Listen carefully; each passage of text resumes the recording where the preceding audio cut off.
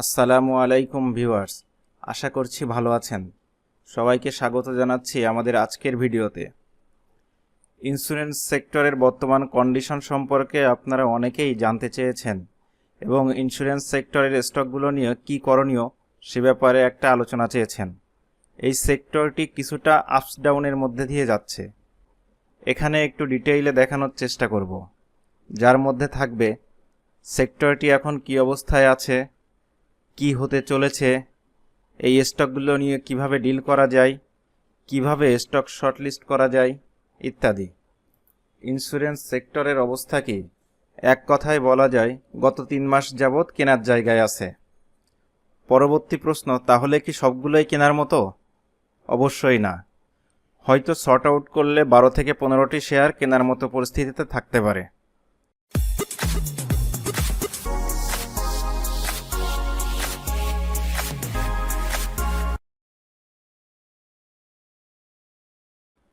Sectoral চার্টে আমরা দেখতে পাই এখানে 34 টাকা লেভেলে একটি নতুন বটম ক্রিয়েট হয়েছে, যেটাই এখন স্টকটির একটি বড় সাপোর্ট লাইন।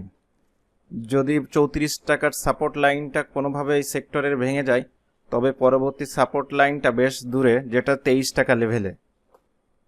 একটি জিনিস লক্ষ্য করি, এখানে 2014 সাল থেকে 2020 সাল পর্যন্ত এই 6 থেকে 7 বছর সেক্টরটি একটি অ্যাকুমুলেশন জোন ছিল, যার মেইন অ্যাকুমুলেশন ফেজ কমপ্লিট করে 19 থেকে 20 সালে। পরবর্তীতে আমরা একটি আপসুইং দেখতে পাই এবং শার্পলি আপ ট্রেন্ড দিয়ে স্টকটি তার টপ ক্রিয়েট করে 83 টাকা লেভেলে এবং ঠিক যেভাবে আপ ট্রেন্ড দিয়েছিল সেভাবেই আবার ডাউন ট্রেন্ড দেয়। 21 সালে যেমন সেক্টরটি একটি আপ ট্রেন্ড র্যালি দিয়েছিল, অনেকেই প্রত্যাশা করেন ইন্স্যুরেন্স সেক্টরের আপ ট্রেন্ড র্যালি আবার যে কোনো সময় শুরু হতে পারে। এই প্রত্যাশা আপনি করতেই পারেন, তবে এই প্রত্যাশা করার আগে আপনাকে লজিক্যাল হতে হবে। খেয়াল করুন, 7 বছর অ্যাকুমুলেশন জোনে থাকার পরে পরবর্তীতে একটি আপ ট্রেন্ড র্যালি দেখা যায়। এখনও ইন্স্যুরেন্স সেক্টর তার কারেকশন কমপ্লিট করে পারে নাই, কারণ কিছুদিন ধরে ফ্লোর প্রাইস ছিল। ফ্লোর প্রাইস তুলে দেওয়ার পরে সে বটম তৈরি করে 34 টাকা লেভেলে। এখন এই লেভেলকে সে অনার করে উপরে ওঠে নাকি আবার এই 34 টাকা লেভেলকেও ভেঙে ফেলে, সেটা দেখার বিষয়। যদি 34 টাকা লেভেলেই তার বটমটা কনফার্ম হয়, তাহলে এখনই ভিশেপ রিকভারি আমরা নাও দেখতে পারি। হয়তো একটু উঠে কিছুটা অ্যাকুমুলেটেড হতে পারে, আবার একটু উঠে কিছুটা অ্যাকুমুলেশন জোন ক্রিয়েট করতে পারে, আবার একটু কারেকশন দিতে পারে। এইভাবে সে আস্তে আস্তে কনসলিডেট করবে একটা টাইম পিরিয়ডের জন্যে। দেন কনসলিডেট করার পরে সে শক্তি অর্জন করতে পারলে তখনই কেবলমাত্র আপ ট্রেন্ড র্যালি দেখা যাবে। সেম সেক্টরে খুব বড় আপ ট্রেন্ড র্যালি আবার খুব বড় ডাউন ট্রেন্ড র্যালি দেওয়ার পরে সেম আপ ট্রেন্ড র্যালি দ্রুতই রিপিট হতে দেখা কম যায়। এর মানে বলছি না যে দাম বাড়বে না বা বাড়ার কোনো সম্ভাবনা বা সুযোগ নাই। যে কোনো স্টকের দাম যে কোনো সময় বাড়তে পারে, যে কোনো সেক্টরের প্রাইস যে কোনো সময় বাড়তে পারে, বাট লজিক্যালি চিন্তা করার চেষ্টা করছি আমরা। ইন্স্যুরেন্স সেক্টরকে শেয়ালের সাথে তুলনা করা যায়। একটি শেয়াল ডাক দিলে আশপাশের অন্যান্য শেয়ালগুলোও হুক্কা হুয়া বলে ডাক দেয়। ইন্স্যুরেন্স সেক্টরও ঠিক তেমনি। যখন ইন্স্যুরেন্স সেক্টরের স্টকগুলোর মূল্য বৃদ্ধি পায়, তখন প্রায় প্রত্যেকটি স্টকেরই মূল্য কম বেশি বৃদ্ধি পায়। 2023-এর মে মাস থেকে সেক্টরটি বেশ অল্প অল্প ভলিউম পাওয়া শুরু করেছে এবং সর্বোচ্চ ভলিউম পেয়েছিল তারপরে 2023-এর সেপ্টেম্বরে, যখন আরও একটি টপ ক্রিয়েট করে 57 টাকা লেভেলে। এই ভলিউমটা পাওয়ার কারণ, বটম ক্রিয়েট করার ফলে এইখানে ইনভেস্টররা আবার কিছু বিনিয়োগ করার সাহস পাচ্ছে এবং কিছু ইনভেস্টর পজিশন নিয়েছেন অলরেডি।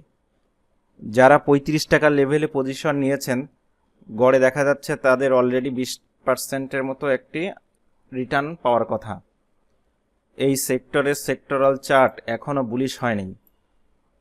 বর্তমানে সেক্টরাল প্রাইস 41 টাকা 80 পয়সা।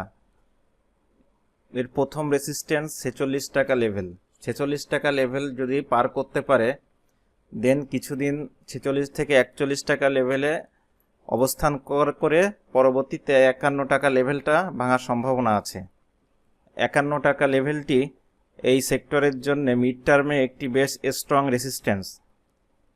যদি 51 টাকা লেভেলটি ভাঙতে পারে এবং 51 টাকার উপরে স্টে করতে পারে, তবে তখন একটি শর্ট টার্মে বুলিশ প্যাটার্ন ক্রিয়েট হবে।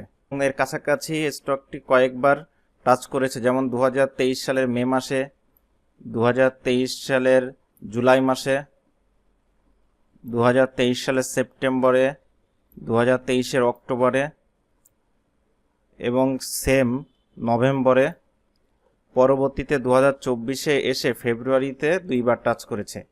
তার মানে আমরা বুঝতে পারছি 51 টাকা লেভেলে স্টকটি অলরেডি স্বল্প সময়ের মধ্যে 7-8 বার টাচ করেছে, যে কারণে 51 টাকায় একটি খুব বেশি স্ট্রং রেসিস্ট্যান্স ক্রিয়েট করেছে এবং এই 51 টাকা লেভেলটি ভাঙতে পারলে সে একটি বুলিশ ট্রেন্ডে যাবে বলে আমরা ধরতে পারি। পরবর্তী রেসিস্ট্যান্স থাকবে 57 টাকা লেভেলে। স্টকটি যখন 57 টাকা রেসিস্ট্যান্সকে ভেঙে উপরে স্টে করবে এবং স্টেবল হবে, তখন আমরা আসলে স্বল্প সময়ের জন্য আরেকটি র্যালি হয়তোবা দেখতে পাবো।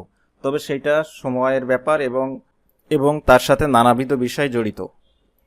তখন ইন্ডেক্সটাও বুলিশ হতে হবে এবং টাকার অঙ্কে ভলিউমটা বেশ বাড়তে হবে। এখন দেখব ইন্স্যুরেন্সের স্টক কিভাবে শর্টলিস্ট করব। আমি তো আর একজন ইনভেস্টর হিসেবে সব স্টকই কিনব না। এই সেক্টরে থাকা মোট 43টি স্টকের মধ্যে আমরা শর্টলিস্ট করে হয়তো 4-5টি নির্বাচন করব এবং সেই 4-5টি স্টক অ্যানালাইসিস করে সেখান থেকে হয়তো 1-2টি নির্বাচন করতে পারি। আমরা জানি এই সেক্টরের বেশিরভাগ স্টকই লো পেইড। যে কোনো সেক্টরের স্টক শর্টলিস্ট করতে নানাবিধ পদ্ধতি আছে, এক একজন ইনভেস্টর এক এক ধরনের পদ্ধতি অবলম্বন করেন। আমরা আজকে মাত্র কয়েকটি ক্রাইটেরিয়া ইউজ করে খুব সহজেই ইন্স্যুরেন্স সেক্টরের স্টকগুলোকে শর্টলিস্ট করার চেষ্টা করব। প্রথম ক্রাইটেরিয়া, স্টকটির ইপিএসের বিপরীতে বর্তমানে প্রাইস কত, সেটা সহজে বুঝতে আমরা পি রেশিও ইউজ করতে পারি। এর সাথে চলতি বছরের ফার্স্ট কোয়ার্টারে ইপিএস নেগেটিভ নাকি পজিটিভ সেটা কনসিডারেশনে নেওয়া যেতে পারে। তো চলুন প্রথমে পি রেশিওর বেসিসে আমরা শর্টলিস্ট করার চেষ্টা করি। ইনিশিয়ালি আমরা তাদেরকে বাছাই করব যাদের পি রেশিও 14 এর মধ্যে। অগ্রণী ইন্স্যুরেন্সের 17+, এশিয়া ইন্স্যুরেন্সের 23, এশিয়া প্যাসিফিকের 9.15। সুতরাং এটাকে আমরা সিলেক্ট করলাম। বিজিকের 15.78 এটা বাদ, বিএনআইসিএল 11.36 এটাকেও আমরা চুজ করলাম। সেন্ট্রাল ইন্স্যুরেন্স 27.45 বাদ, এটা বাদ, এটা বাদ, ক্রিস্টাল বাদ, ডিজিক বাদ, এটা বাদ, এটা বাদ, বাদ, 35 এটা বাদ, 18 বাদ, 24 এটাও বাদ, 16 এটাও বাদ, 20 এটা বাদ, 20 বাদ, বাদ, 14-22 এটাও বাদ। মেঘনার পি 12.09, কিন্তু ফার্স্ট কোয়ার্টারে আমরা নেগেটিভ গ্রোথ দেখতে পাচ্ছি ইপিএসে, সুতরাং এটাও বাদ। পরবর্তীতে 18 বাদ, নিটল 20 বাদ, নর্দার্ন 15, প্যারামাউন্ট ইন্স্যুরেন্সের পি 13.47, তাহলে এটাকে আমরা লিস্টে রাখলাম। পিপলস 18, ফনিক্স 16, পায়োনিয়ার ইন্স্যুরেন্স 7.73, সুতরাং এটাকেও আমরা লিস্টে রাখলাম। প্রগতি পি 10.52, এটাকেও লিস্টে রাখলাম। প্রাইম ইন্স্যুরেন্স 13.87, এটাকে লিস্টে রাখলাম। প্রভাতী বাদ, প্রবি বাদ, রিলায়েন্সের পি 11.62, এটাকে লিস্টে রাখলাম। রিপাবলিক 17, সেনা কল্যাণের পি 13.12, এটাকেও লিস্টে অ্যাড করলাম। তাহলে আমরা আমাদের প্রথম ক্রাইটেরিয়া লো পি রেশিও, সেই বেসিসে 7টি স্টককে শর্টলিস্টেড করলাম। এখন আমরা এই 7টি স্টকের উপরে অন্য ক্রাইটেরিয়া অ্যাপ্লাই করে দেখব। এখানে একটি কথা ক্লিয়ার করে দিই, আমরা যে 7টি স্টক শর্টলিস্ট করেছি এর মানে এই নয় যে এই 7টি স্টকের যেহেতু পি রেশিও কম সুতরাং এগুলোরই প্রাইস বৃদ্ধি পাবে, অন্যগুলোর বৃদ্ধি পাবে না। এগুলা জাস্ট স্টক ফাইন্ড আউট করার আমাদের একটি পন্থা। এক একজন এক একভাবেই ফাইন্ড আউট করতে পারেন। এবং যে কোনো স্টকের প্রাইস যে কোনো সময় বৃদ্ধি পেতে পারে, আবার যে কোনো সময় কমে যেতে পারে, এবং এই নির্বাচিত শেয়ারগুলা কাউকে বাই সেল করার জন্য উৎসাহিত করা হচ্ছে না। আপনারা আপনাদের নিজেদের বুদ্ধি বিবেচনা অ্যাপ্লাই করে স্টক নির্বাচন করবেন। আমি জাস্ট যে পদ্ধতিটা নিজে ফলো করি সেটা আপনাদের সাথে শেয়ার করছি। আমাদের দ্বিতীয় ক্রাইটেরিয়া শেয়ার সংখ্যা। যে স্টকটির শেয়ার সংখ্যা কম, যখন সেক্টরাল মুভমেন্ট দেখা দিবে সেই স্টকটির প্রাইস তুলনামূলকভাবে বেশি বাড়তে দেখা যায়। সুতরাং আমরা নির্বাচন করার চেষ্টা করব শেয়ার সংখ্যা কমের দিক থেকে। এই 7টি স্টক আমরা প্রথম ক্রাইটেরিয়া ইউজ করে পেয়েছি। এখন আমরা এই 7টি স্টকের উপরে আমাদের দ্বিতীয় ক্রাইটেরিয়া ইউজ করব। তাহলে short by paid up capital. এখন দেখুন, পি রেশিওর ভিত্তিতে আমরা 7টি যে স্টক পেয়েছিলাম তাদের মধ্যে প্রথম ছিল পায়োনিয়ার ইন্স্যুরেন্স 7.73, দ্বিতীয় এশিয়া প্যাসিফিক 9.5, তৃতীয় প্রগতি 10.52, চতুর্থ বিএনআইসিএল 11.36, পঞ্চম রিলায়েন্স 11.52, ষষ্ঠ প্যারামাউন্ট 13.47 এবং সপ্তম সেনাকল্যাণ 13.50। এবার দ্বিতীয় বৈশিষ্ট্যের ভিত্তিতে আমরা পাচ্ছি সব থেকে কম স্টক, অর্থাৎ 4 কোটি স্টক সেনাকল্যাণ ইন্স্যুরেন্সের। এরপরে 4,07,00,000 প্যারামাউন্টের, 4,24,00,000 এশিয়া প্যাসিফিকের, 4,43,00,000 বিএনআইসিএল, 7,37,00,000 প্রগতি ইন্স্যুরেন্স, 9,78,00,000 শেয়ার আছে পায়োনিয়ার ইন্স্যুরেন্সের এবং 10,52,00,000 শেয়ার আছে রিলায়েন্স ইন্স্যুরেন্সের। আমরা যেহেতু ট্রেডিং বা পজিশন ট্রেডিংয়ের জন্য স্টক নির্বাচন করছি, সেহেতু আমরা শেয়ার সংখ্যা কমের দিকে বেশি নজর দিচ্ছি। বেসিক্যালি এই দুইটি ক্রাইটেরিয়া ইউজ করে আমি ইন্স্যুরেন্স সেক্টরের স্টক নির্বাচন করি। তবে এর পাশাপাশি আর একটু সেফ জোনে থাকার জন্য তাদের অ্যানুয়াল ইপিএস হিস্টোরি এবং ডিভিডেন্ড হিস্টোরিগুলো আমি একটু দেখে নিই, যেটা আপনারাও চাইলে দেখে নিতে পারেন। প্রথম কলামে আপনারা দেখতে পাচ্ছেন লো পি রেশিওর ভিত্তিতে আমরা মার্কিং করেছি, যেখানে পায়োনিয়ার ইন্স্যুরেন্স আছে ফার্স্ট পজিশনে 1 নাম্বার নিয়ে, এবং সেনাকল্যাণ ইন্স্যুরেন্স আছে 7ম পজিশনে 7 নাম্বার নিয়ে। পরবর্তী অংশে আমরা দ্বিতীয় মানদণ্ডের ভিত্তিতে সিরিয়াল করেছি, যেটা ছিল কম শেয়ার সংখ্যা। এখানে 1 নাম্বার পজিশনে 1 পয়েন্ট নিয়ে আছে সেনাকল্যাণ ইন্স্যুরেন্স এবং 7ম পজিশনে 7 নাম্বার নিয়ে আছে রিলায়েন্স ইন্স্যুরেন্স। দুইটি মানদণ্ড থেকে প্রাপ্ত নম্বরকে যোগ করে পরবর্তী কলামে দেখিয়েছি যে স্টক যত কম নম্বর পাবে সে স্টক আজকের পরীক্ষায় এগিয়ে থাকবে। ফাইনাল কলামে আমরা পেয়েছি ফাইনাল পজিশন। এখন দেখি প্রথম 3টি স্টক। সবচেয়ে কম নাম্বার 5 নিয়ে প্রথম অবস্থানে আছে এশিয়া প্যাসিফিক ইন্স্যুরেন্স, 7 নাম্বার নিয়ে দ্বিতীয় অবস্থানে আছে পায়োনিয়ার ইন্স্যুরেন্স। তবে এখানে একটি জটিল বিষয়, 8 নাম্বার নিয়ে তৃতীয় পজিশনে আছে 4টি স্টক, সেনাকল্যাণ, প্যারামাউন্ট, বিএনআইসিএল এবং প্রগতি। তাহলে আমাদেরকে এখন দেখতে হবে এই তৃতীয় পজিশনে থাকা 4টি কোম্পানির ফ্রি ফ্লোট শেয়ার। এই 4টির মধ্যে যার ফ্রি ফ্লোট শেয়ার সবচেয়ে কম তাকে আমরা তৃতীয় পজিশন দিব।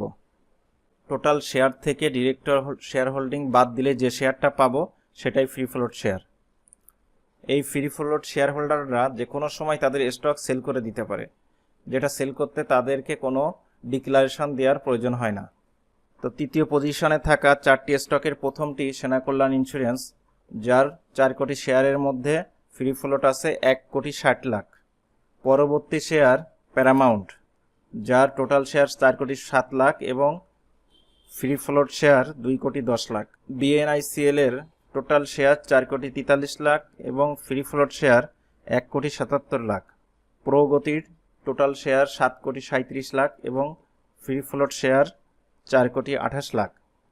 তাহলে এই 4টার মধ্যে ফ্রি ফ্লোট শেয়ার সবচেয়ে কম সেনাকল্যাণ ইন্স্যুরেন্সের, অর্থাৎ আমাদের আজকের পরীক্ষায় তৃতীয় স্থান অর্জন করেছে সেনাকল্যাণ ইন্স্যুরেন্স। আপনারা কোন পদ্ধতিতে ইন্স্যুরেন্স সেক্টরের স্টক নির্বাচন করেন? ভিডিওটির নিচে কমেন্টে জানিয়ে দিন। স্টক শর্টলিস্টের যে উপায় আজকে দেখালাম, এই সিস্টেমের পক্ষে বা বিপক্ষে কোনো মতামত থাকলে সেটাও নির্দ্বিধায় শেয়ার করতে পারেন কমেন্ট বক্সে। আজকের ভিডিওটি একটু বড় হয়ে যাচ্ছে, এজন্য আন্তরিকভাবে দুঃখিত। সামনের অংশটি দেখতে না চাইলে স্কিপ করতে পারেন। মূল আলোচনা এখানেই শেষ। সামনের অংশে এক নজরে স্টকের টেকনিক্যাল চার্ট দেখে নিব। পূর্বে শেয়ার করা দুইটি মানদণ্ড পি রেশিও এবং লোয়ার নাম্বার অফ শেয়ারের সাথে টেকনিক্যাল চার্টটি দেখে নিলে ডিসিশন নেওয়া আরও সহজ হয়। এখন আমরা শুধুমাত্র 1 থেকে 3 নম্বরে থাকা স্টক তিনটির চার্ট দেখব, অন্যগুলো আপনারা সময় করে দেখে নেবেন। ফার্স্ট, এশিয়া প্যাসিফিক 34 টাকার জোনে বটম বানিয়ে প্রায় 49 টাকার কাছাকাছি গিয়েছিল এবং বর্তমানে 44 টাকা 30 পয়সায় অবস্থান করছে। স্টকটির সাপোর্ট 34 টাকা, তারপরে সাপোর্ট 30 টাকা এবং 20 টাকায় একটি সুপার স্ট্রং সাপোর্ট আছে। রেসিস্ট্যান্সগুলো হচ্ছে 41 টাকা, 53 টাকা এবং 66 টাকার zone. Second stock, pioneer insurance. গত 3 বছরে স্টকটি প্রায় 78% কারেকশন দিয়েছে। 43 টাকা জোন থেকে রিভার্স করে বর্তমানে 51 টাকায় অবস্থান করছে। সাপোর্টগুলো হচ্ছে 41 টাকা এবং 31 টাকা লেভেলে। রেসিস্ট্যান্সের খুব কাছাকাছি অবস্থান করছে, এর কাছাকাছি রেসিস্ট্যান্স 53 টাকা, পরবর্তীতে 62 টাকা এবং 76 টাকায় আরও দুইটি রেসিস্ট্যান্স লেভেল আছে। তৃতীয়, সেনা কল্যাণ ইন্স্যুরেন্স। সেনা কল্যাণ ইন্স্যুরেন্স 2021 সালের নভেম্বরে লিস্টেড হয়, সুতরাং হিস্টোরিক্যাল ডাটার অ্যাভেলেবিলিটি কম। স্টকটির নিকটবর্তী সাপোর্ট 42 টাকার লেভেলে, পরবর্তী সাপোর্ট 35 টাকার লেভেলে। চার্ট অনুযায়ী রেসিস্ট্যান্টগুলা 57 টাকা এবং 66 টাকার জোনে। আজকের মতো এখানেই বিদায় নিচ্ছি। পরবর্তীতে কথা হবে অন্য কোনো আলোচনায়। সেই পর্যন্ত ভালো থাকুন। ধন্যবাদ।